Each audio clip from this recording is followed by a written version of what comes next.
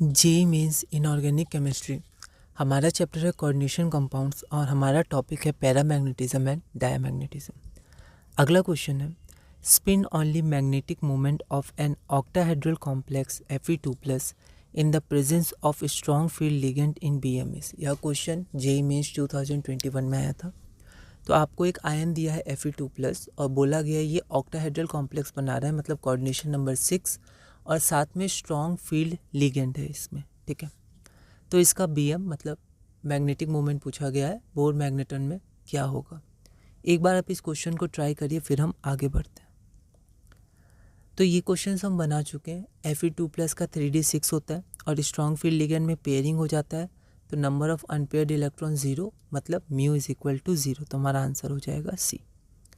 अगला क्वेश्चन है which one of the following species doesn't have a magnetic moment of 1.73 BM। तो कुछ option दिए हुए हैं यहाँ पर, 4 ऑप्शन। इनमें से हमें पता करना है कि किसका मैग्नेटिक मोमेंट 1.73 नहीं होता है।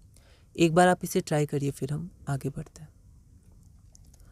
तो यहाँ पर ये दोनों जो है, एक क्वेश्चन आपको ध्यान होगा B2+ आया था, ठीक है। तो मॉलिक्यूलर ऑर्बिटल थ्योरी जो केमिकल बॉन्डिंग का चैप्टर है, उसमें एक छोटा सा मतलब टॉपिक है मॉलिक्यूलर ऑर्बिटल थ्योरी, और उसमें दिया हुआ है कि इनके कॉन्फ़िगरेशंस हम कैसे लिख सकते हैं, सिग्मा, सिग्मा स्टार, ठीक है, और पाई। तो आप ध्यान रखिएगा उसको, बस छोटा सा है, B2+ में भी हमने देखा था।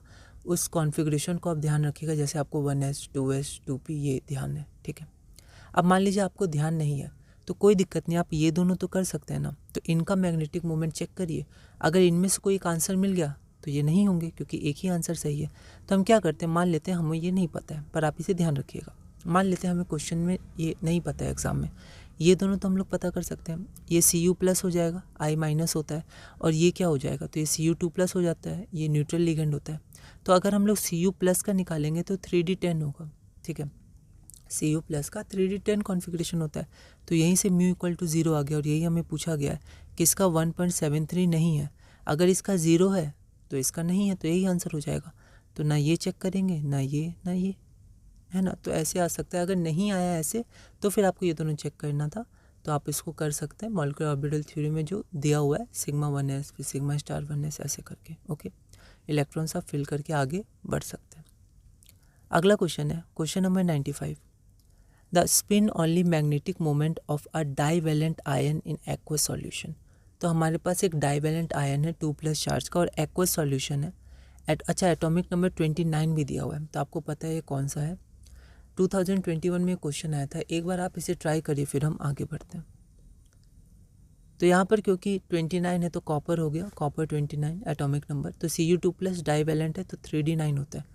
अब क्योंकि एक्वस सॉल्यूशन है तो हम लोग H2 मान के चलेंगे, H2 हमारा लिगेंड होगा। तो यहाँ पर H2 वीक फील्ड लिगेंड होता है, तो पेयरिंग तो होगा नहीं, और पेयरिंग नहीं होगा तो n=1 हो जाएगा, 1 अनपेयर्ड इलेक्ट्रॉन, ठीक है। तो μ=√3 मतलब 1.73, और यहाँ पर इंटीजर वैल्यू करना है तो 2, तो यहाँ पर आंसर हमारा हो जाएगा 2। अगला क्वेश्चन है the calculated magnetic moments for this and this respectively are. तो एक बार आप इस क्वेश्चन को ट्राई करिएगा, अगली वीडियो में हम इस क्वेश्चन में आगे बढ़ेंगे।